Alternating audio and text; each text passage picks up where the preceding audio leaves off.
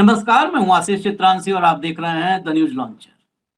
America और Israel ने मिलकर ईरान को खत्म करने के लिए, मिटाने के लिए एक युद्ध छेड़ा। उस युद्ध में 40 दिन तक तो आमने-सामने मिसाइलें, बम गिराए गए और भीषण नरसंहार हुआ। ईरान में 2000 से ज्यादा लोगों को मार दिया गया। साथ ही लेबनान में इजराइल ने भयंकर नरसंहार किया और एक-एक झटके में सिर्फ एक दिन 24 घंटे में 300 लोगों को मारा था। हमने आपको वो भी दिखाया। लेकिन 40 दिन का युद्ध और 40 दिन के युद्ध के बाद 7 दिन युद्ध विराम के, करीब 47 दिन। 47 दिनों में आखिर अमेरिका और इजराइल, ये दुनिया की सबसे ताकतवर और खतरनाक जोड़ी खुद को बताती थी। अब हम ये नहीं कहेंगे कि है। ये कहां खड़ी है, ये समझना बहुत जरूरी है, क्योंकि ये कहां खड़े हैं, इसी से ये तय होगा कि आगे दुनिया कहां खड़ी हो। युद्ध किस दिशा में जाएगा, ये इनकी पोजीशनिंग से, इनके आज के वक्त में इनके जो इनका खेमा है, ग्रुप है, समूह है, या इनके प्रति दुनिया का क्या दृष्टिकोण है, इसी से तय हो। कोई हेडलाइन और कोई खबर नहीं। आज दुनिया के अलग-अलग देशों के नेताओं के बयानों पर, क्योंकि हेडलाइंस में, खबरों में लिखने वाला हो सकता है मेरे जैसा लिखने वाला हो, और लोग कहते हैं कि चाइनीज एजेंट है, कांग्रेस का एजेंट है, तो हो सकता है मैं बायस हूं। तो क्यों मेरी भी बात माने? दुनिया के अलग-अलग देश और वो देश जो इन्फ्लुएंस करते हैं पूरी दुनिया को, सारे ये जितने देश मैं आपको दिखाऊंगा, ये सब के सब खुद में इन्फ्लुएंसर हैं। ये सूरज की रोशनी से नहीं चमकते हैं, इनके पास अपनी रोशनी है। तो इनकी रोशनी से कौन रोशन होगा और कौन भस्म होगा, उसको समझने के लिए इनके नेताओं के रुख को समझना होगा। तो मैं आज सिर्फ और सिर्फ बयान आपको छोटे-छोटे अलग-अलग देशों के सुनाऊंगा। आप तय कीजिएगा, बाकी हमारे साथ भाऊ को जोड़ लीजिए। भाऊ अपना दृष्टिकोण रखेंगे, आप लोग स्वतंत्र हैं अपना दृष्टिकोण रखने के लिए। स्वागत है भाऊ। सबसे पहले अब शुरुआत करनी है, तो ट्रंप से बेहतर कोई नहीं होगा शुरुआत करने के लिए, क्योंकि अगर अपना मर्म कोई खुद बताए तो उससे ज्यादा कोई और बता नहीं सकता है। जरा ट्रंप को सुनवाइए। Is it your anticipation, Mr. President, that other countries will assist in this effort to blockade Iran and those specific... Yeah, other countries are going to also. Which countries, sir? We don't need other countries, frankly, but they've offered the services. We'll let it be known probably tomorrow. Has the blockade started, sir? Yeah, started 10 o'clock. इसमें क्या बोला, अगर नहीं clear हुआ तो मैं clear कर दूं। जर्नलिस्ट ने पूछा, वहां पर तो जर्नलिस्ट पूछते हैं, यहाँ के जर्नलिस्ट पूछते नहीं है, वहां पूछते हैं। तो जर्नलिस्ट ने पूछा, are other countries helping the US navy blockade strait of Hormuz? क्या अन्य देश भी यूएस नेवी के जो स्ट्रेट ऑफ हॉर्मुज के का ब्लॉकेड है, उसको, नाकेबंदी को हेल्प कर रहे हैं, उसमें साथ खड़े हैं क्या अन्य देश? ट्रंप का जवाब आता है, yes there are many countries. हाँ, दुनिया भर के अनेकों देश हमारी यूएस नेवी के ब्लॉकेड में हेल्प कर रहे हैं। जर्नलिस्ट ने वहां पर, मैंने कहा पूछते हैं, और पूछते हैं तो ठोक के पूछते हैं। पूछ लिया पत्रकार ने, व्हिच कंट्रीज? उसके तुरंत बाद जैसे ही कहा मेनी कंट्रीज, उसने कहा व्हिच कंट्रीज, नाम बता दो, सामने आ जाए जितने बाल हैं खोपड़ी में, जैसे ही मुंडन होगा। ट्रंप ने कहा, पहले कहा था मेनी कंट्रीज, उसी ने तुरंत क्या कहा, जब कहा व्हिच कंट्रीज, तो कहा I don't need anyone's help, they are offering to help anyways. जैसे पूछा नाम बताओ, तो कहा कि हमें किसी की मदद की जरूरत नहीं है, वो सब हैं जो हमें ऑफर कर रहे हैं हेल्प के लिए, कि मैं ट्रंप साहब, मैं मदद करना चाहता हूं, किसी को नहीं चाहिए। इसलिए नाम नहीं बताऊंगा, क्योंकि हमको किसी को चाहिए ही नहीं, तुम नाम नहीं बताएंगे। अब ये हो गया। अब इसके बाद इनको सभी लोग करना चाहते हैं, बहुत सारे देश। तो 1945 के बाद, सेकेंड वर्ल्ड वॉर के बाद, जो सबसे नेचुरल अलाई रहा है, उस सबसे, ये इजराइल वगैरह अलाई नहीं रहे, तो ब्लैकमेलर हैं, सब तो ब्लैकमेल किया हमेशा। नहीं, वो जो इजराइल तो इनका ठिया था मिडल ईस्ट ठिया, में। एक डेमोक्रेटिक कंट्री है, एक ठिया था, और जिसके कंधे से ये सब लोग बंदूक चलाते थे। बंदूक और बैंकिंग इनका है उनके हाथों में, यहूदियों बस के, बस तो वो बस सब बस, ब्लैकमेलिंग और वो सब था। Blackmail, इनका बस, असली अलाई था ब्रिटेन, ब्रिटेन। पूरी दुनिया में बिल्कुल ब्रिटेन किसी भी। पैतृक पैतृक संस्थान था आशीष। हाँ, ब्रिटेन से ही जाके अमेरिका में लोग बसे हैं। तो विभिन्न देशों के लोग गए हैं, लेकिन मेजोरिटी जो लोग गए हैं वो अमेरिका से जाके बैठे हैं। ब्रिटेन से, हाँ, अमेरिका, तो ब्रिटेन था। अब इसीलिए मैं जब इन्होंने ये बोला तो ये सब इकट्ठा किया गया है बड़े मेहनत से, तो गौर से सुनिएगा।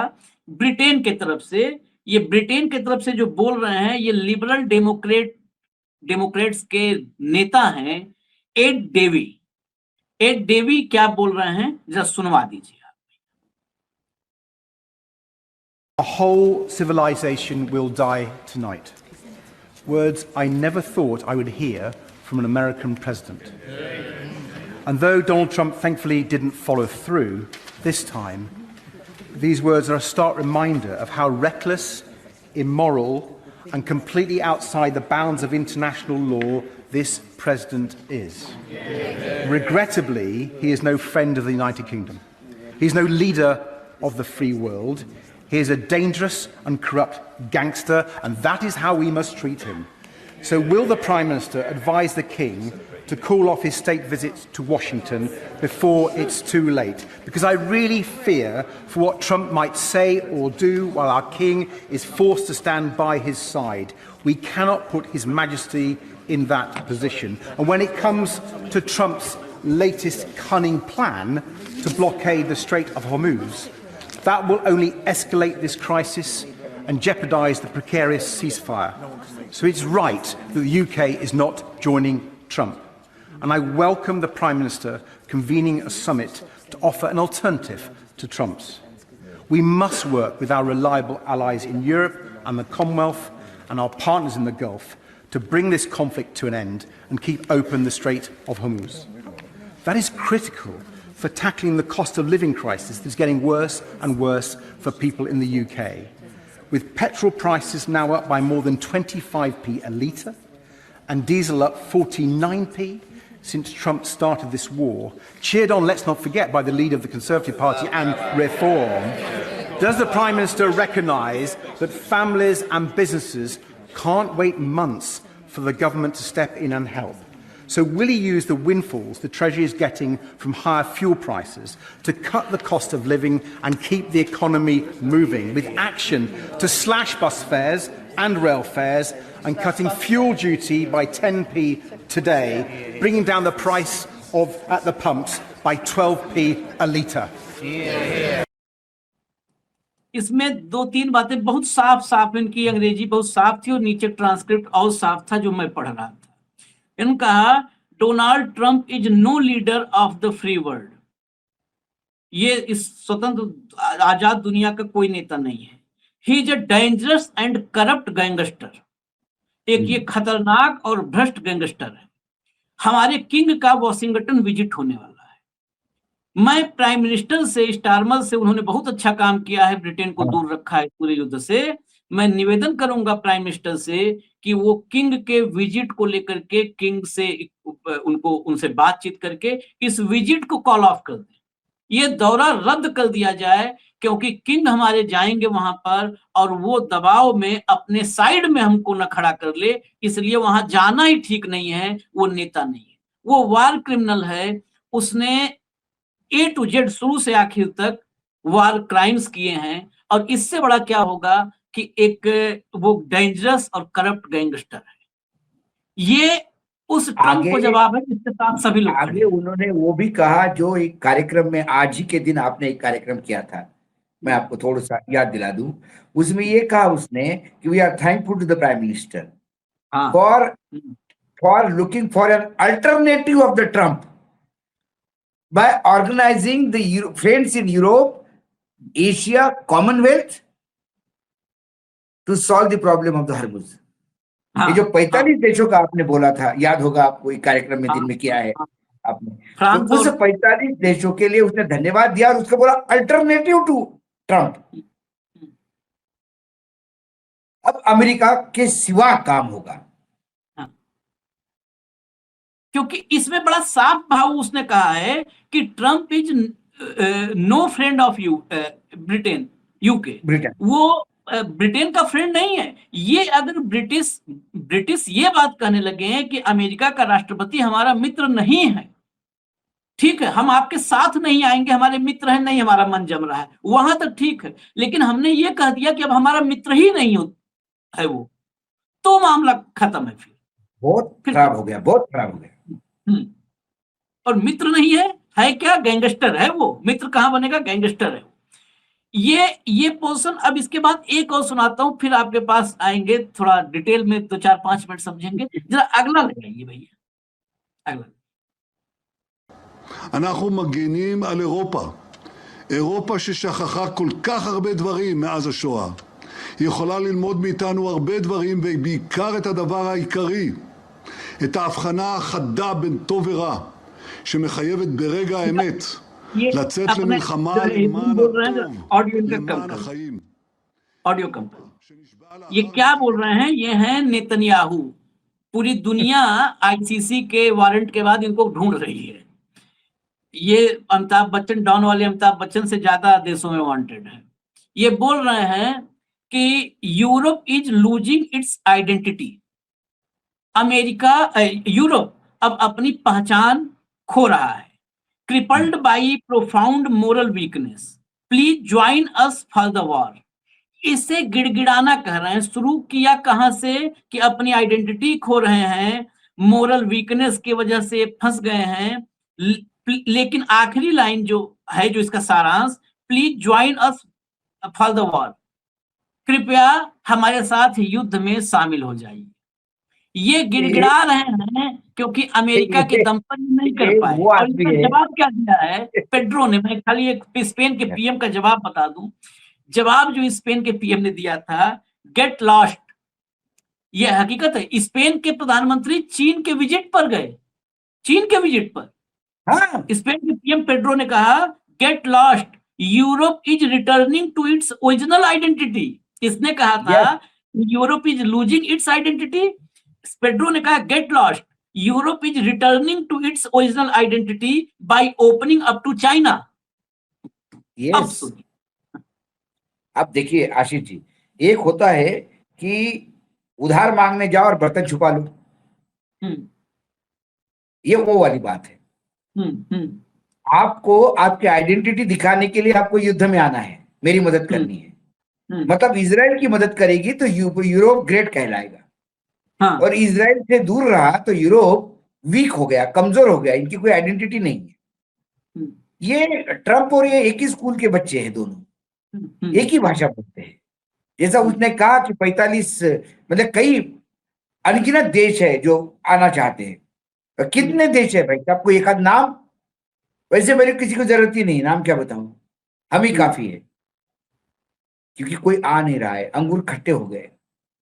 बेसिकली यूरोप अब नई वर्ल्ड ऑर्डर की तरफ देख रहा है। और आशीष जी, ये दुनिया का दस्तूर है, जो ताकतवर होता है उससे दोस्ती बढ़ती है लोगों की, और जो कमजोर होता है उससे लोग दूर हटते हैं। अमेरिका अभी तक ईरान के युद्ध तक अमेरिका सुपर पावर कहलाता था, और लोग सुपर पावर मानते थे, रिस्पेक्ट देते थे। लेकिन सबसे पहले ट्रम्प सेकंड टर्म में आने के बाद इसके पागलपन के दौरे पड़ना शुरू कर दिए, और टेरिफ वॉर के तहत इसने अपना सबसे पुराना अलाई अमेरिका को भी इंग्लैंड को भी रगड़ दिया। इंग्लैंड को रगड़ दिया, स्पेन को रगड़ दिया, फ्रांस को रगड़ दिया, इटली को रगड़ दिया, जर्मनी को रगड़ दिया, कनाडा, मैक्सिको, जो उसके पार्टनर्स है, पुराने दोस्त है, जो लगातार जहां से सामान जाए उनको रगड़ दिया। हर एक को एक ही लाट से हका। नोटो ने कुछ कह दिया कि आप ऐसा नहीं कह सकते। ग्रीनलैंड पे बोला कि मैं ग्रीनलैंड भी ले लूंगा। नोटो ने कहा कैसा ले सकते हो? तो बोले अरे छोड़ो, तुम्हें क्या दम है, मैं नहीं हूं तो तुम झेलो, जो कुछ भी है मैं ही हूं। तो ये प्रताड़ना झेल रहे थे लोग, क्योंकि उनको लगा था कि जिस डाबरमैन को हमने पाला खुकार कुत्ता करके, अब ये मालिकों को काटने लगा है। उसके बाद ये कुत्ता जाके मिडिल ईस्ट में काटना लगा, तो ईरान ने 2 सटके मारे पिछवाड़े पे तो भाग गया। जब डाबरमैन भाग गया तो अब यूरोप वाले भी कह रहे हैं कि ये तो भगोड़ा है, किसी काम का नहीं है, तो इसको क्यों रखे अपने यहाँ पे, ये अपने को काटता है, चोरों के ऊपर क्या करेगा ये तो 2 सटके में भाग जाता है। ईरान ने 2 सटके दिए तो भाग गया। इसकी स्थिति वो हो गई अभी। अब ना ये यूरोपियन यूनियन के पास इस स्थिति में लायक, अच्छा ये हर जगह पे कहता है कि मेरी को जरूरत नहीं, यूरोपियन यूनियन की जरूरत नहीं, नाटो की जरूरत नहीं। फिर जापान को बोला तुम तो मेरे साथी हो, तुम आ जाओ, बोला मैं नहीं आता। तो इधर दुख भी, अच्छा ये इतने मूर्ख है, जापान की हमको जरूरत नहीं, हमको दुख होता है कि हमने 50,000 सैनिक वहां दिए और तुम्हारी रक्षा की, लेकिन सही समय पे तुम मदद करने को मना कर रहे हो। रोना भी रोता है, बोलता है मेरे को जरूरत भी नहीं है, क्योंकि इसको कोई मदद करने की, मैंने कहा ना, सिवाय इजराइल के और अमेरिका का कोई आज के डेट में सही मायने में इस युद्ध में पार्टनर नहीं है। जो बेचारे मिडिल ईस्ट के देश है, यूएई से लेकर तमाम, सऊदी से लेकर कतर तक, वो मजबूरी में फंसे हुए हैं। जैसा पहला चांस उनको मिलेगा वो सबसे पहले बोलेगा भाई तुम्हारा ट्रूप हटा दो, बहुत हो गया, तुम्हारे वजह से हमको मार खाना पड़ता है। तो अब स्थिति ये हो गई है कि इसका कोई पार्टनर नहीं है, इसको कोई मिल नहीं रहा है, तो बोलने के लिए आप तो बोलते हो कि मेरे पास बहुत सारे लोग हैं। अभी एक फिर इन्होंने एक शगुफा छोड़ दिया मार्केट में, ईरान फिर पीछे लग गया है शांति वार्ता के लिए, और ईरान मान गया है कि 20 साल तक हम कोई संवर्धन नहीं करेंगे और सारा यूरेनियम हमको देंगे, ऐसा ईरान मान गया है। ऐसे भी स्टेटमेंट देना शुरू कर दिए। अरे ईरान तुम्हारी बात नहीं मान रहा है, ईरान तुम्हारे हर झूठ पे एक मिसाइल दाग के तुम्हारी औकात दिखाता है। ईरान ने क्लियर कट कह दिया। और इसके बीच में पता नहीं, आपके पास अभी खबर आपने शायद पढ़ी होगी, इसके बीच में हमारे महामहिम विदेश मंत्री ने इजराइल के विदेश मंत्री से बात की। हाँ, ये हरमुज बड़ा मतलब खोलना पड़ेगा अपने को सबको मिल। बताओ, इन्हीं को भेजना चाहिए, इन्हीं को अगली बार तक इन्हीं को भेजना चाहिए। क्या इसका डिप्लोमेसी क्या है इनकी? ईरान को फोन करके क्या बताना चाहते हो आप? क्या आपने सही कहा? मतलब इजराइल को फोन करके क्या कहना चाहते हो आप? ईरान से दुश्मनी लेना चाहते हो? फिर एक मैं उस पे आऊंगा। एक ये पूरे दुनिया में इकलौता भारत है जो अब फोन कर रहा है। जब देखिए कैसे लोग गालियां दे रहे हैं, गैंगस्टर बोल रहे हैं, तो ये फोन कर रहे हैं, और तब फोन कर रहे हैं। मैं हेडलाइन दिखा दूंगा इस कार्यक्रम में, दर्शक चाहेंगे तो मैं दिखा दूंगा। ईरान ने जिन देशों के जहाजों को कहा है कि हम नहीं लेंगे, इनसे टैरिफ भी नहीं लेंगे, टोल भी नहीं लेंगे, वैसे छोड़ देंगे, हमारे मित्र हैं, उसमें से भारत है। और उस देश के लिए वो किया है जिस देश का प्रधानमंत्री उसके सुप्रीम लीडर की जो है शहादत पर, हत्या पर 2 लाइन का ट्वीट नहीं किया, बोला नहीं। उन्होंने मोदी के लिए नहीं किया है, ईरान को पता है भारत की जनता के लिए आज है कल नहीं रहेगा। ईरान को ये पता है कि किया है, क्योंकि उस दिन अयतुल्लाह खोमेनी मर जाने के बाद उस एम्बेसी के पास लंबी लंबी लाइनें थी, घंटों लोग इंतजार किए हैं। उसके बाद इस देश के लोगों ने पैसा इकट्ठा करके उनके लिए दवाइयां भेजी है। 40 करोड़ की दवाइयां अपने यहाँ पड़ी हुई थी जो वहां भेजनी है। उनका जहाज जो दवाई लेने आना था वो हिट हो गया, इसलिए नहीं आ पाया। तो वो बार बार कहते हैं कि भारत की जनता कितना हमसे प्रेम करती है, और ये क्रूड जो जा रहा है या ये जो बिना ड्यूटी का जा रहा है, ये भारत की जनता के लिए है, जनता के लिए है। उन्हें पता है कि 143 करोड़ में कुछ अंधभक्तों को निकाल जो दिल्ली में बैठे महानुभाव राहु केतु, इनका कोई लेना देना नहीं है। इनका बच चले तो एक आध मिसाइल यहाँ के गिरे। जिस हिसाब से बातें करते हो, जिस हिसाब से इनका इंटरनेशनल मतलब अफेयर्स में जो काम हो रहा है विदेश नीति पर, एक आध मिसाइल अंदर आके गिरे, ऐसी स्थिति कर दी इन लोगों ने।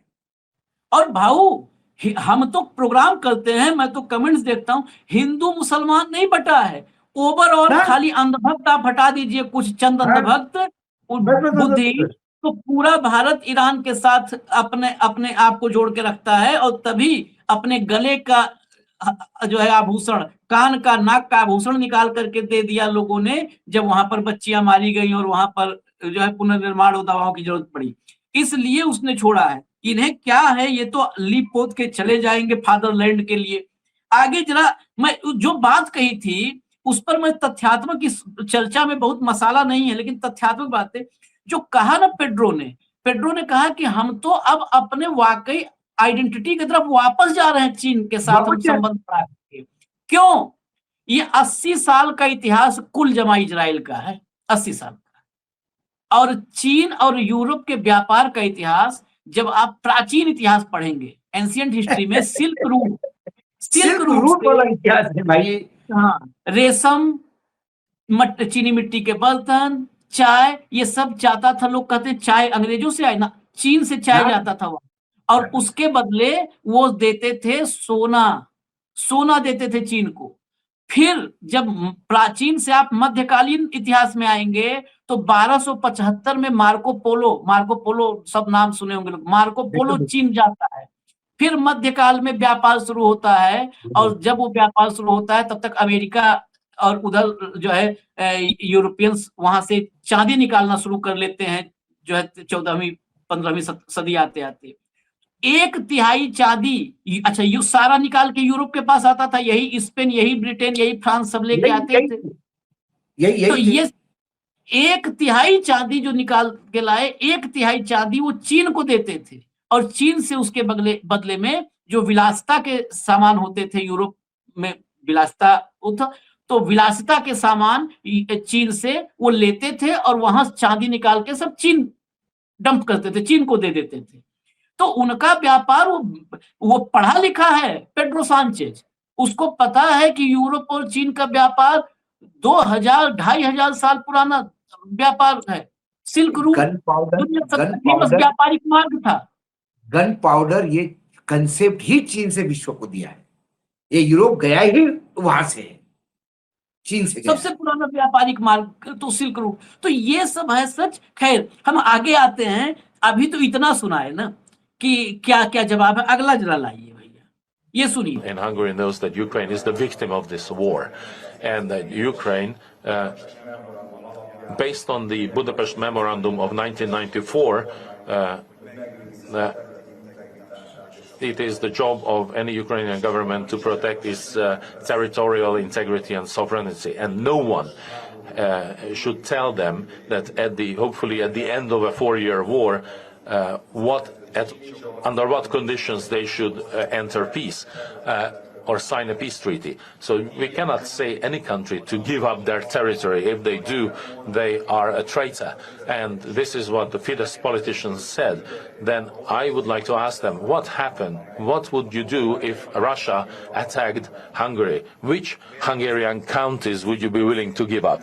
So this is blood-curdling relationship with the US. I myself am not going to call him, but if he or anyone else from the US administration contacts the TISA administration, we will be available for the 70th anniversary. इसमें दो बातें, ये Hungary में चुनाव भी हुए हैं, बहुत चर्चा है पूरी दुनिया में, रूस ने भी स्वागत किया है। हंगरी में घनघोर दक्षिणपंथी सरकार थी, और चुनाव में भाव पता है आपको, कैंपेनिंग करने जो वहां पर सत्ताधारी लोग थे, उनकी कैंपेनिंग में कौन कौन गया था? जेडी वांस गया था, नेतन्याहू का बेटा वहां कैंपेन कर रहा था सत्ताधारियों के लिए, लेकिन हंगरी ने उनको बाहर कर दिया, हंगरी के लोगों ने बाहर कर दिया। और ये नए जो वहां के प्रधानमंत्री हैं पीटर मैग्यार, इनका कहना है, ये दो हमने क्लिप सुनाई, दोनों आगे पीछे करके, चर्चा इन्होंने युद्ध में यूक्रेन रसिया युद्ध की है, लेकिन उसमें संदेश क्या है?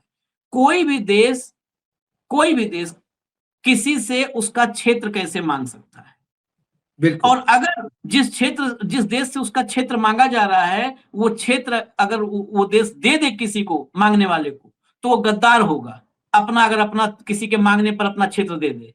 पहला पार्ट ये था, वही मैसेज ईरान के लिए भी है, जो यूक्रेन पर है वही स्टैंड ईरान पे। दूसरा, उन्होंने दूसरी बात क्या कही, जो ट्रंप को लेके जो ज्यादा महत्वपूर्ण है, क्योंकि हम यहाँ ट्रंप और नेतन्याहू की स्थिति समझने की कोशिश कर रहे हैं। जो दूसरा सेकंड पार्ट था, उन्होंने कहा, I will not call Trump, मैं ट्रंप को नहीं कॉल करूंगा, फोन करूंगा, but if he or anyone from the US administration reaches out to us, we will be available.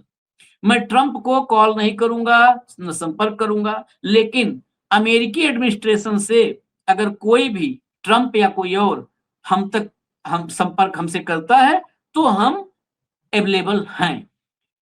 यानी आप ऐसी सरकार उसको हटा करके क्यों आया है जो खुद को सरेंडर मुद्रा में नहीं तो चुने जाने के बाद जो पुराना वाला चुना गया था चुने जाने के बाद पहले जाता है कि पैर छू करके एक बार आशीर्वाद लेके आते हैं। उसने कहा हम फोन भी नहीं करेंगे, हम फोन नहीं करेंगे। इसीलिए वो प्रचार में पहुंच गए थे। दूसरी बात यह है आत्मसम्मान आशीष, इसको कहते हैं कि देश का स्वाभिमान और आत्मसम्मान, कि भाई हम तो फोन नहीं करेंगे, उसका फोन आया तो देखेंगे, ये होता है आत्मसम्मान।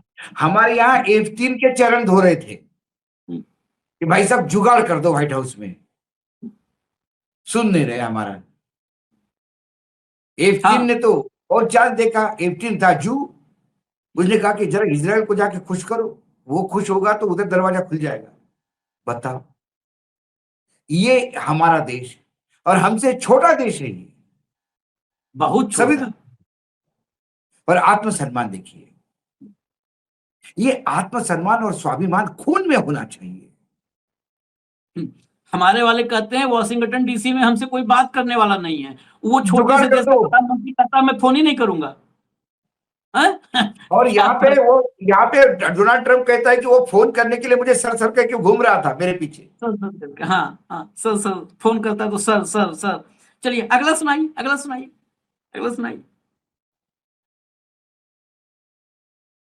Because whilst the ceasefire between the US, Israel and Iran is undeniably welcome, it is also highly fragile. The region remains on edge, and a lot of work is required to reopen the Strait of Hormuz, to de-escalate the situation, leading to a sustainable ceasefire. In pursuit of that goal, we call for Lebanon to be included urgently in the ceasefire. Diplomacy is the right path, and I welcome the talks taking place this week. Hezbollah must disarm, but I'm equally clear Israel's strikes are wrong. They are having devastating humanitarian consequences and pushing Lebanon into a crisis. The bombing should stop now. ये कीर Starmer हैं। अभी आपको ये Netanyahu को सुना था आपने ना कि यूरोप हमारे साथ युद्ध में शामिल हो।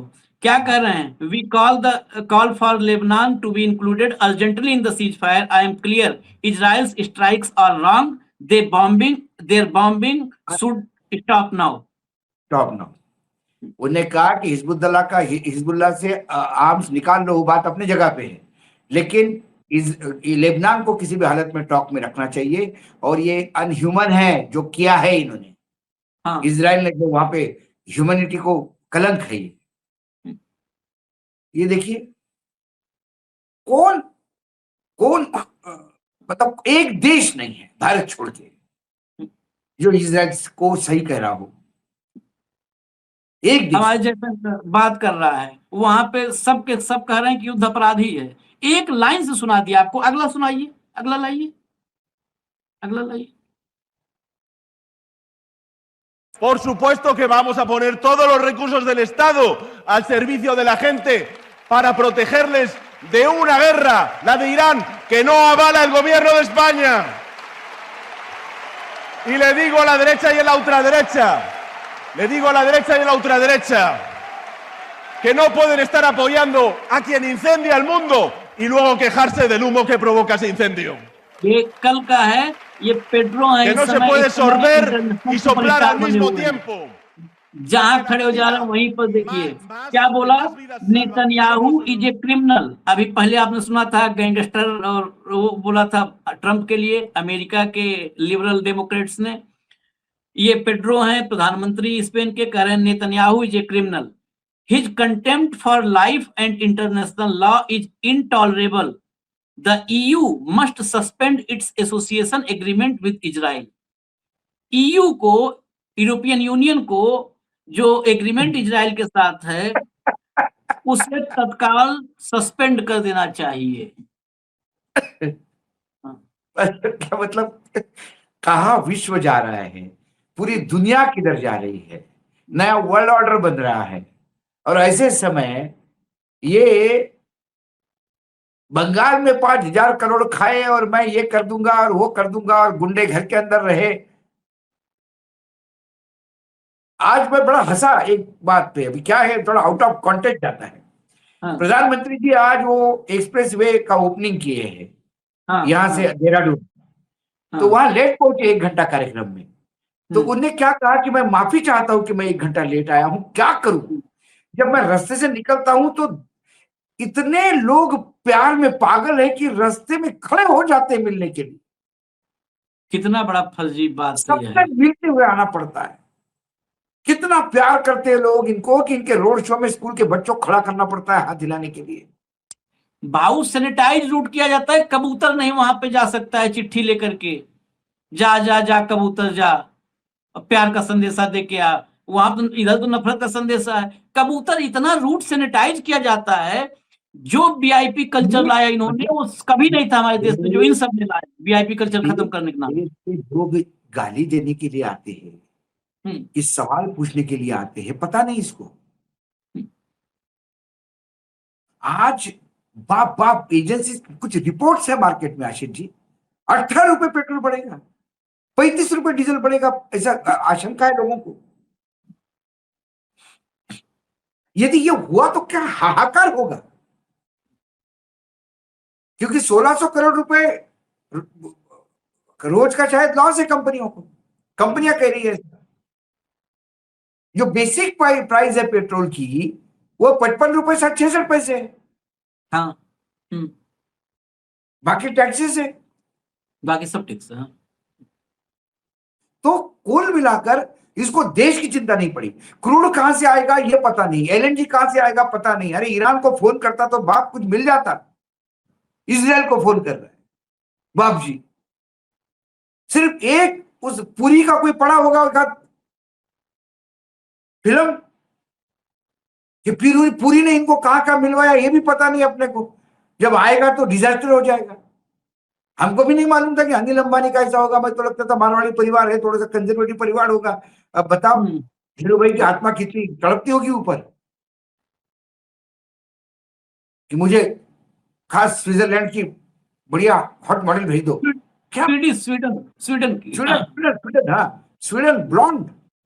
मतलब और निर्लज्ज लोग हैं। इतना आने के बाद भी समाज में और अपने बाल बच्चों के सामने सर उठा के जीते हैं, मानना पड़ेगा भाई, बेशरम बना के इनको।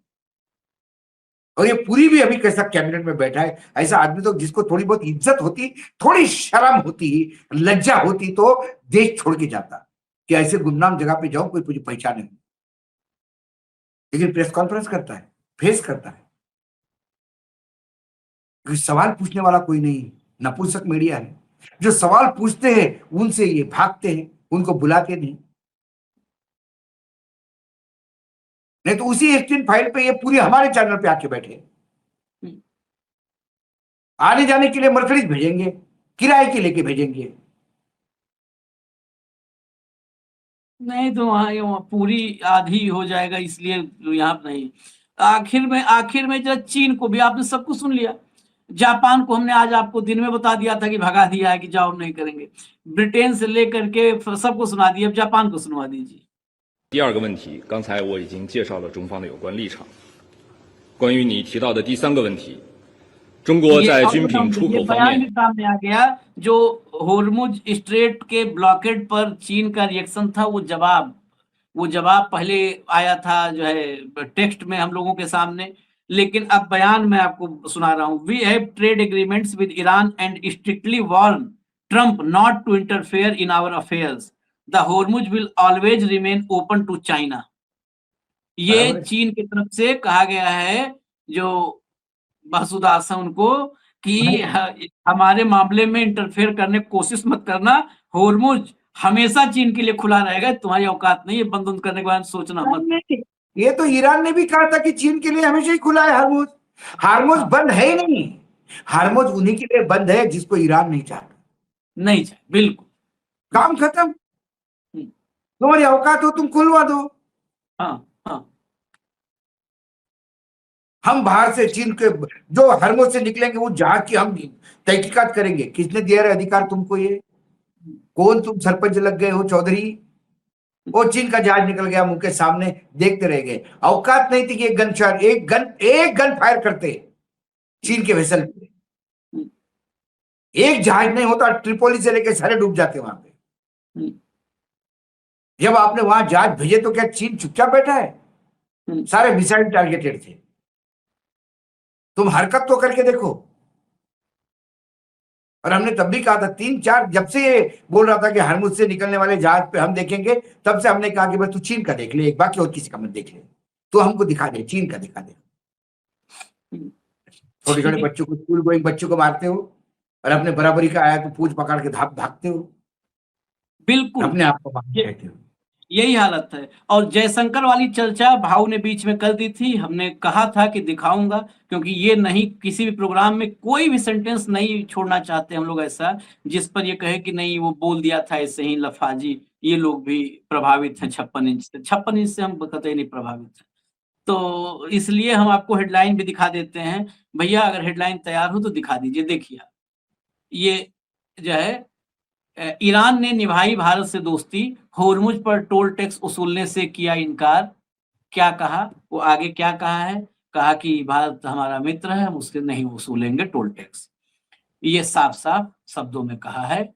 और हमारे यहाँ जब सुबह ये खबर आती है कि ईरान टोल टैक्स नहीं वसूलेगा, तो हमारी सरकार को लगता है कि ऐसे कैसे नहीं वसूलेगा, ऐसे कैसे बेइज्जती नहीं होगी हमारी, तो तुरंत फोन मिला देते हैं इजराइल। ये डर गए कि ईरान हमसे वसूलेगा नहीं, इसलिए अमेरिका हमको जूता नहीं मारेगा कि तुम तो ईरान वाले हो गए।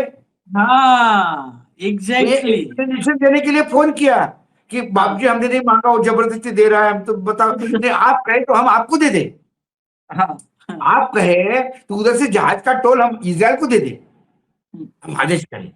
टोल देने से अब वो ले ही नहीं रहा भाई साहब, क्या करे? और क्यों नहीं ले रहा भाई साहब हमको नहीं पता। देखिए हम उनके फेवर में नहीं बोलते, हम उनके उनके यहाँ जितने हमले हो गए हमने कभी कुछ नहीं किया। उनका खमीनी मरने के 72 घंटे तक हमने कुछ नहीं किया। हमारे नेताओं ने तो ट्वीट भी नहीं किया। हमारे यहाँ तो आपके लिए होम हवन होता है भैया। भाई ये बुरा मत मानना। वो क्या इजराइल, मुझे लगता है शायद अपने पे झगड़े लगवाना चाहता है, इसलिए नहीं ले गया। ये गिड़गिड़ाया है फोन करके। अब समझ में आ रहा है क्यों गिड़गिड़ाया है कि टोल ईरान नहीं ले रहा है, इस डर में कि भैया कहीं बुरा न लग जाए फादरलैंड को। हाँ। तो फादरलैंड को फोन कर दिया, इजराइल को फोन कर रहे। इनको धन्यवाद का फोन करना चाहिए था ईरान को, वो नहीं कर पा रहे। क्योंकि कहीं से पता पड़ गया, बाप जी को फोन किया तो व्हाइट हाउस बोला कि लपड़ी मारेगा। अच्छा फर्क बताएं आखिर में एक लाइन में। ये भारत से पहले खबर आई थी, भारत वाले से पहले खबर आई थी कि ईरान ने कहा, क्योंकि पाकिस्तान में ईरान बैठ चुका है, वो जो भी है, जितना भी हम लोग पाकिस्तान को नीचा दिखा करके अपने यहाँ माहौल बना लें, पाकिस्तान के जहाजों के लिए भी उसने कहा कि हम टोल नहीं लेंगे पाकिस्तान के से भी। उस पाकिस्तान से जो टोल नहीं लेगा तो वो नहीं गया सफाई देने। वो पाकिस्तान कहता है घर में घुस के मारेंगे इजराइल को, घर में घुस के मारेंगे, बहुत मारेंगे अगर हमसे बदतमीजी किए तो। हम भारत से लड़ रहे हैं, हमसे इतना गुना बड़ा है। मतलब दुश्मन भी अच्छा हो तो, मतलब जब छत्रपति शिवाजी महाराज की मृत्यु हुई और एक दरबार में बताया गया औरंगजेब के, तो औरंगजेब ने कहा कि ये खुदा, तूने दुश्मन भी नवाजा तो कैसा नवाजा, सिवा जैसा। शेर आ रहा है, जन्नत के दरवाजे खुले रख। ये अमेरिका देखिए होगा हमारा दुश्मन। डिप्लोमेसी देखिए, डिप्लोमेसी जब विश्लेषण करते हैं, वो इजराइल को ठोकने की बात करता है, सऊदी को भी प्रोटेक्ट करने की बात करता है। हाँ, पाकिस्तान, हाँ, ईरान को अपने यहाँ लेके बैठता है। हाँ, ईरान को अपने यहाँ लेके बैठता है, अमेरिका को वार्ता करवाने के लिए बोलता है, चीन का दोस्त है और रशिया का अपने यहाँ इन्वेस्टमेंट करवाता है। क्या डिप्लोमेसी है भैया? सभी घरों में पाकिस्तान ने अपना हाथ ठीक ठाक कर लिया। सऊदी से पैसा लेगा, दबा के पैसा मिलेगा उनको, कोई लोन वोन नहीं, सब कर्जा माफ पुराना लिया हुआ। तुमने हमारे सैनिक भेज दिए। मतलब व्हाट अ डिप्लोमेसी। हमारे यहाँ तो पाकिस्तान भूखा है, पाकिस्तान की बेइज्जती हो गई, मुनीर खड़ा था, मुनीर के कोट का बटन टूट गया, यही दिखा के। अरे ये सब वो पान की दुकान के लोग हैं, कि जो इंटरनेशनल वो डॉलर खराब, अपना रुपया बहुत तेज है बोलते, ये जबरदस्ती विदेशी लोग भारत को नीचे दिखाने के लिए कर रहे हैं। वो पान वाला बोलता भाई साहब वो पैसे दे दो, 3 दिन से नहीं दिए रहे पैसे, 3 दिन की उधारी तो चुका पहले। ये ऐसे गपोड़ी है। और ये जो चीयर लीडर है चैनल पे, इनको इंटरनेशनल कभी इन्होंने देखा नहीं, बस वो हंगामा करना बात है। उधर से जो आता है कौन हिरन कोई है, उससे कोई आता है हिरन से, बस वो उसी को चलाना है अपने को बिना सोचे समझे। चलिए हमें इजाजत दीजिए, हमने बहुत सारे देशों को इकट्ठा किया इसीलिए टाइम इतना लगा, एक एक चलाना, 2-2 लाइन बात करना। इजाजत दीजिए, धन्यवाद भाऊ, बहुत बहुत धन्यवाद। हम फिर आते हैं अपडेट्स के साथ। नमस्कार।